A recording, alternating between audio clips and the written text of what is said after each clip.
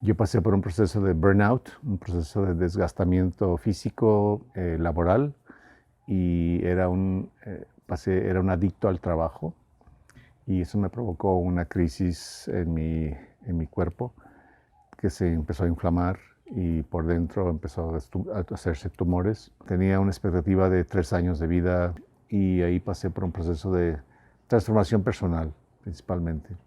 Ahí descubrí la psicología junguiana, empecé a darme cuenta de todos los problemas de mis conversaciones interiores y al mismo tiempo que empecé a trabajar en el cuerpo físico, en el terreno mental, en el terreno eh, emocional y en el terreno espiritual, empecé a descubrir que había algo más que hacer, que es el trabajo de la meditación, el trabajo de cómo cuidarse a uno mismo haciendo ejercicios y respiración, meditación, un poquito más de centrarse en el yo y dejando sin que el yo o sin que el ego te esté afectando al grado tal que te haga creer que estás viviendo una vida ilusoria. No me daba cuenta yo en ese momento que el quiebre para mí era un despertar, el darme cuenta de cosas que estaban ocultas en mí, que eran parte necesarias para poder sobrevivir. Había que incluir un factor importante de salud, que era la vida en comunidad.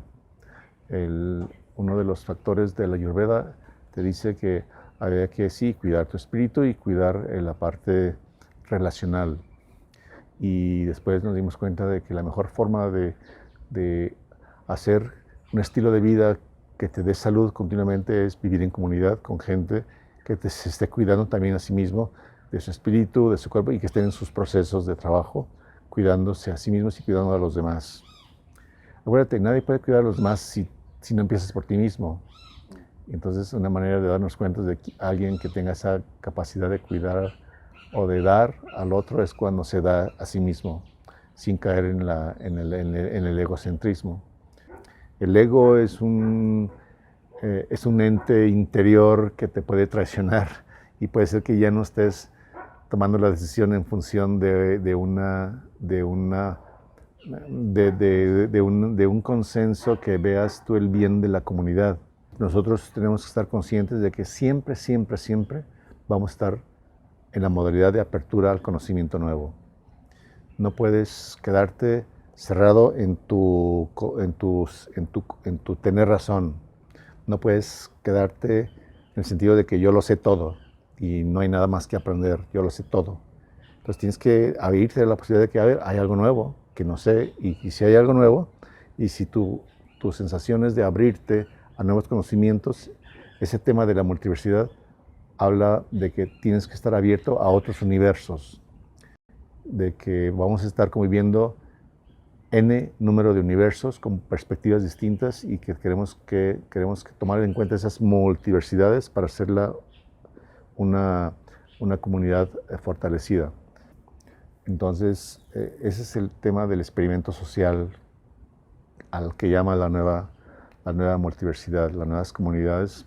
Estamos buscando que en nuestras diferencias busquemos la unidad independientemente de tu creencia religiosa, de tu creencia política, de tu color de piel o de tu nivel económico. Son retos muy importantes porque son retos que en este momento son vividos de una manera muy intensa y que tienden a tensionarnos hacia la separación. Y lo que nosotros buscamos en este tipo de experimentos sociales es, bueno, ¿qué podemos hacer para buscar la atención al revés, que nos una en lugar de que nos separe? ¿Qué fuerzas son las que están ahí que podemos utilizar para unirnos y no separarnos?